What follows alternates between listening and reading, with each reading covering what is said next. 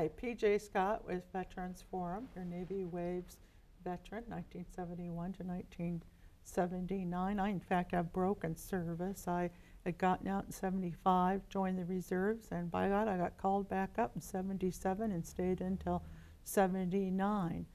And I joined the military as a patriotic young woman when I graduated from high school in Santa Barbara at 18, but I wanted that GI Bill. I wanted to go to college, and that's what I ultimately did.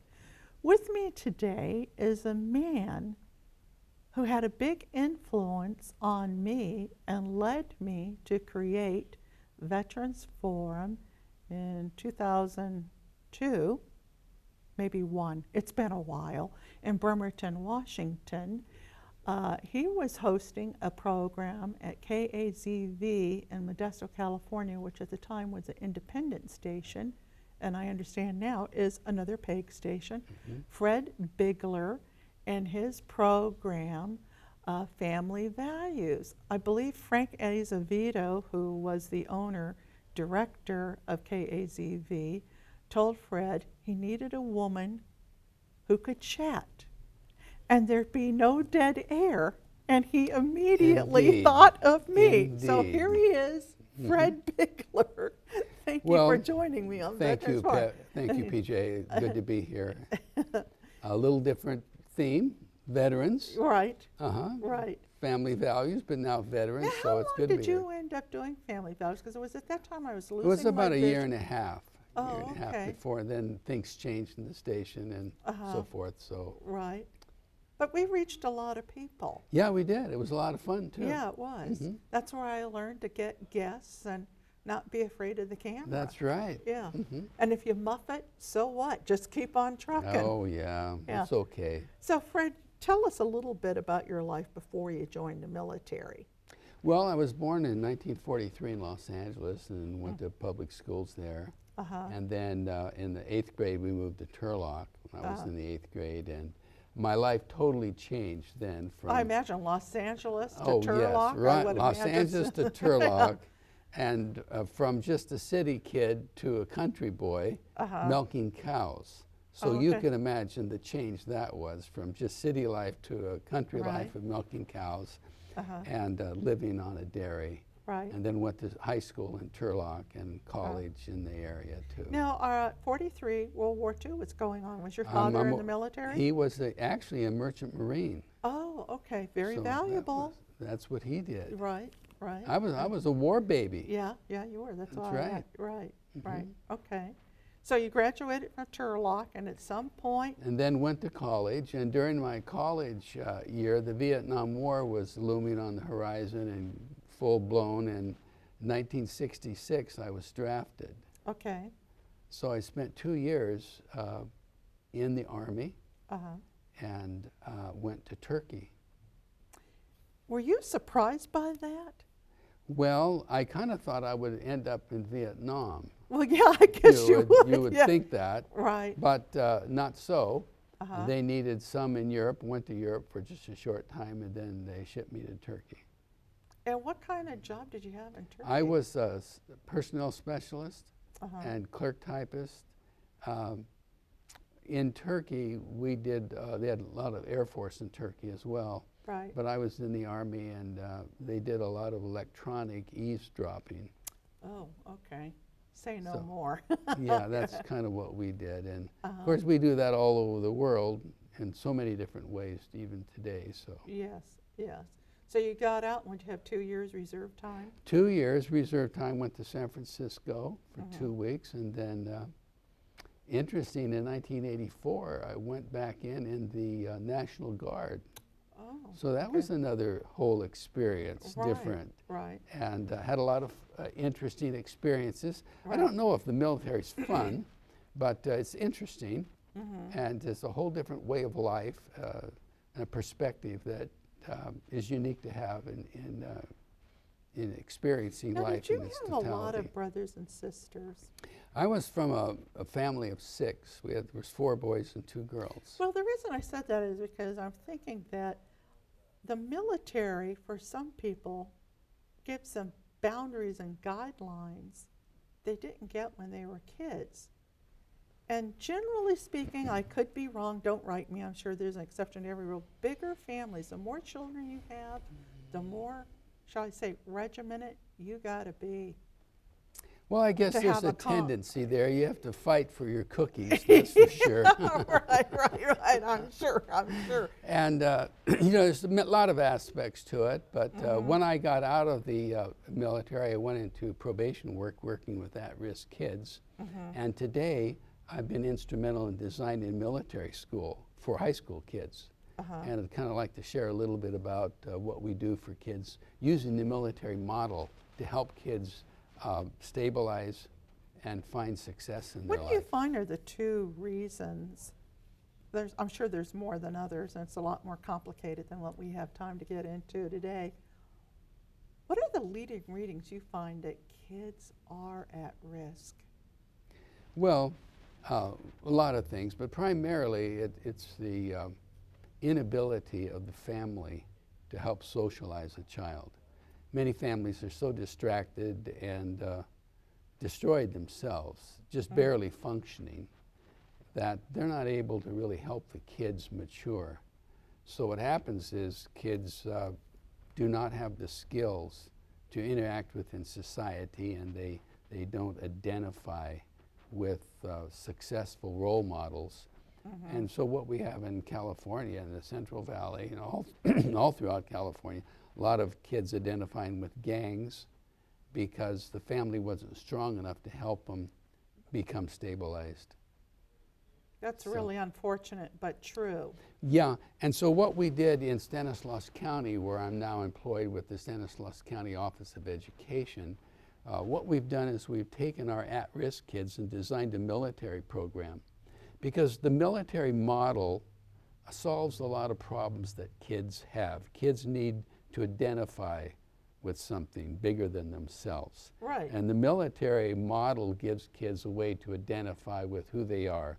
So our military academy, called Stanislaus Military Academy, helps kids get connected. And this is a big part of what they need.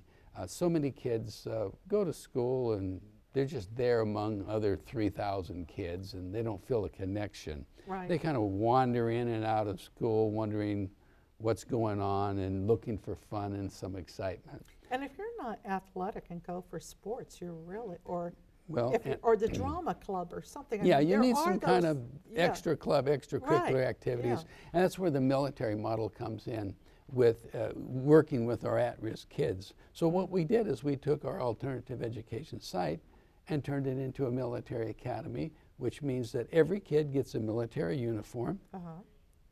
And we have military teachers in military uniform. We have actually went and got sergeants. I went to the Veterans Associations and got people who are either retired from the military or have had military experience come in and assist our teachers in controlling the classroom and providing the military model to help kids find success. So you got a big job there, because I know my kids are all now in their early 30s, and it's really sad how they know so many children that were broken homes, some kind of addiction abuse on the parents, usually one hit the road, no structure, no discipline. And that's the very thing that military, excuse me, the military does for many young people today.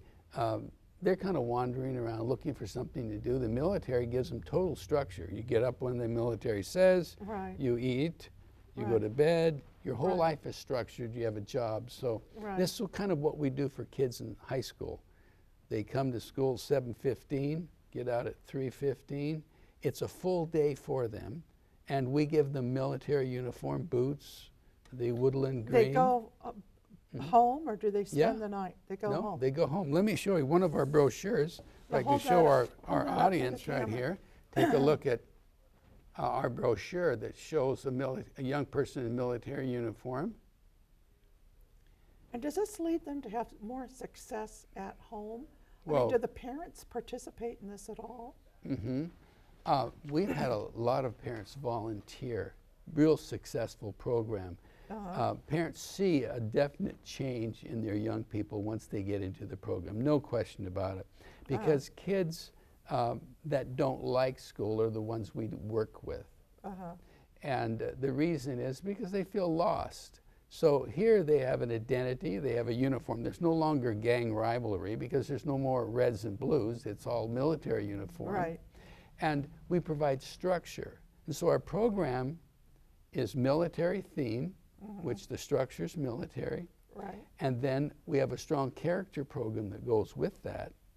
And in our character program, every kid gets one of these little character cards. I don't know if it's very small, I don't know if your audience can take a look, but this is a little character card. And what's on this character card? Well, we call it the SMA, Stanislaus Military Cadet Guide, and we ask each kid to take the pledge. When he comes to our school, they take the pledge. And it goes like this: I pledge to respect myself by growing in wisdom and living by core values. I pledge to respect others by being kind and unselfish. And I pledge to respect authority by obeying the rules and regulations of Stanislaus Military Academy. So respect yourself, respect others, and respect authority. And that's a big part of what the military is today. And then we have the 5 core values that we expect the kids to memorize. And they are? Would be commitment, discipline, respect, courage, and honor. So that's on our shield. I'll show that to your audience. Right, here's our shield. That's something parents should be doing at home, because unfortunately so many parents are, and now the economy is so bad, particularly single parents. I mean, my God, they're doing the job of 4 or 5 people, barely keeping their head above water, and if they don't have an aunt or a grandparent in the background helping out. The TV's on 7 hours a day, so you can understand there's a lot of killing and murder and craziness going on TV and comedy. So, but the real serious values of life, this is what the military has taught for generations. Courage, commitment, honor, respect, discipline. Those kind of values that are instilled in our young people that go into the military. And we're doing the same thing in our military academy. And parents see a big change. Well, Tyler joined the SMA because he was not doing very well with independent studies. He had gotten behind and he needed the structure. SMA put him back on track. What I like best about Stanislaus Military Academy is the discipline. Just because there's more physical activity, there's more structure. I wasn't motivated at all to get anything done at home by myself. Thanks to Stanislaus Military Academy, I'm on track to graduate. So the military has served not only many generations of people like myself and yourself, giving them stability, and I know more than most, have heard so many testimonies of young people going into the military, kind of lost, immature, not really knowing what they want to do in their life, and they come out with a more mature view and able to really get established. And that's what we're doing in our Stanislaus Military Academy. One of the number one things, Fred, is self-respect. My God, if you don't have self-respect, what else is going to fall into place? Well, and the way we give self-respect to our students is through our first pledge. It goes, I pledge to respect myself. By growing in wisdom and living by core values. So here's their little card, and on the back of it, it's really probably too small for the audience to see, but on the back of it, we give the 5 core values. So we expect our young people to be able to live by the core values. Now, how long has this military academy been in existence? We just completed 4 years now in Stanislaus County. Is this going on in other counties, do you know, in California? Some other counties have similar programs, but most of them are residential programs run probably by independent or in conjunction with the probation departments. And there's several others. There's the Oakland Military Institute, which is a charter school. And there's a charter school in Madera County and in Southern California too. Ours is just run by the County Office of Education. Okay, well now this program gets mailed out to Alaska, 11, 12 stations in Washington State, 6, 7, 8, I forget, in Oregon, California, Idaho, and Montana. And there's troubled youth all Yes. over the USA. This could end up on YouTube. And someone's going to say to themselves, gee, does my community have this? And if they don't, and they're really inspired, how do you go about creating something like this? Who would they call their Office of Education? Yes. Their local Well, legislator? I mean, a how do they couple go about- ideas. If they, of course, write me in Stanislaus County, 1100 8th Street, Modesto, I'll send them a brochure that, as we just showed to your TV audience.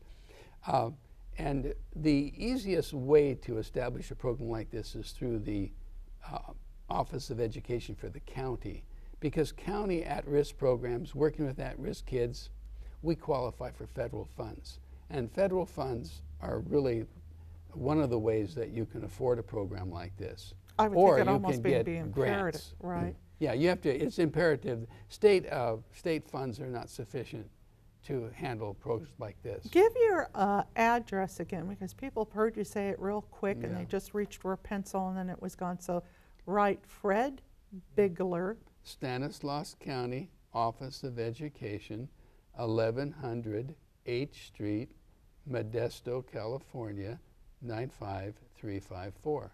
And I'll Okay. send a person a brochure. okay? And if they like, contact me. Be happy to talk about how it can be done anywhere. Well, know. right, because, yeah, it isn't just the San Joaquin Valley Right. that has troubled youth. Get real, it's all over the But we USA. found the military model to be just so effective because kids learn to stand at attention. I mean, that right there is hard for many of our young people to do. They're kind of diffused in their focus. Their attention spans are very short, come and go, talk, say what they want to. Kind of that I can do my own thing and attitude. Right, Where in the military school, we teach them how to control their own personal body, how to stand at attention, how to march. I've dealt with a lot of at-risk kids. They really do not know how to march. They don't understand their left foot from their right foot. And I don't mean that facetiously. I'm Right. serious. right. They just are so under-socialized that they need a program that has a military theme to provide the structure and the identity and the attachment and connection that is necessary to develop the personality. It sounds like the state, I don't care what level of government, in the long run, you're saving money because at-risk kids end up in gangs, breaking the law. If they don't respect themselves, why would they respect their Well, boss? I'll come to work when I Yeah. feel like it, yada, One of yada, our yada. biggest supporters is Sheriff Adam Christensen, the sheriff of Stanislaus County, who said to us, your program is going to help us keep kids off the streets Right. and socialize kids and mature kids and help kids become successful. So he's a real big supporter of our county program. Good, good. So where do you go from here? I mean, Well, one of the things how many that students we're doing, how many students? we have do you- 200 kids. We have 200 Oh, students. okay, that's So a where good- we're going from here is we're going down. We're starting our 6th, 7th, and 8th grade program. Because so many kids, they say, Oh, and going down, you're catching them earlier. yes, Okay. catching them earlier in the 6th, 7th, and 8th grade, because by the time young people get into the 7th grade, puberty begins and they begin other ideas, Right. and they become kind of dysfunctional and not looking at school and getting distracted. So if we can get them in that 6th and 7th and 8th grade, we feel we can be a lot more effective. So, and that's a tough population to work with because they're very impulsive. Right. Now, how do the kids come to you? Does a teacher suggest it? Does a parent suggest it? Is someone, All of before the you above. get them, who recommends them? Okay, all of the above, but generally the way we get kids into our program is after a while the schools find out that they don't have the tools to work with some of these really dysfunctional kids. So they recommend to the parents that if the student is not doing well in school, that maybe they need to go to our military academy. So we have we have referrals from the high schools in Stanislaus County who say, this kid is needing a little bit more attention than we can give them. So let's refer them to the military program. Now, okay, then that makes me wonder, a child could need more attention, not because he's having problems socially, he's just not academically performing the way they'd like, but that What doesn't we mean he have couldn't be a found, model citizen. PJ, what we have found on this is that these are just kids that with the right structure, they do well in school. They're just kids with a lot of energy. They don't know what to do with themselves, looking around for something to do. Right. Well, we give them something to do. And the amazing thing is that they come to school. Now, let me explain that. Many of the kids we deal with have not had a very good attendance at school because school bores them. So they don't get to school. But our kids, to get to school, are required to ride on a bus. And many of them do get up at 5 o'clock in the morning. I mean, it's like unbelievable. 5 o'clock in the morning to get to high school? Who does that? Yeah, I can remember having to get up that early in boot camp, and boy, that was not fun. I'm not an early bird person, but by God, I did it. Right. Yeah. So it's such a switch for kids, and to report, to say yes, sir, and no, sir, and to salute. It's like, whoa, what is this? And military uniform. And we find a lot of kids who want the challenge. You know, I wonder, though, if the kids don't feel safer there, though. Oh, they do. We've heard a lot of kids, because this is a big problem in a lot of your larger high school. Yes. Kids come in, they're lost. They're looking for friends. They're looking for some companionship, looking for something to do. And looking to dodge the bullies. Oh, indeed. No doubt about it. Yeah. So we're able to provide so much structure because there are different rankings, just in the military. We have our captain of the corps, and each kid's got a rank. He's got a place in the platoons, and each class is its own platoon, has their own guide on, and they learn to march. And so you learn what your personal space is. If I could reach my hand out now, this is my personal space as far as my hand goes. Right. And it's about me. So a person's personal space is the length of their hand. And so many kids in high school have their personal space invaded constantly, and that's very unsettling, although many times we don't think about it. Right. But in the military, you line up in your platoon and you put your arm out, and this is your personal space as you line up in formation. So many things like this: identity, your ranking, your military card that I explained, Fits the cadet in your guide. wallet, you can review And it each constantly. each kid is required to memorize this. And when there's a problem, we ask them, well, what part of your pledge did you just violate? What core value did you violate? So we constantly refer the child to their own sense of responsibility. What did you do? And I don't want to hear about the story, because the story can go on for hours. I get right to the point, which is, what core value did you violate? Did you disrespect? Oh, and that's the big one. Okay, so that gets them thinking that actions cause consequences, and might how I've handled that differently. How many, because we're coming to the end here, how many of your young people end up choosing the military? Well, we don't push the military. We use the military model to help kids stabilize. But we have, out of each class, maybe we have 75 kids graduate a year.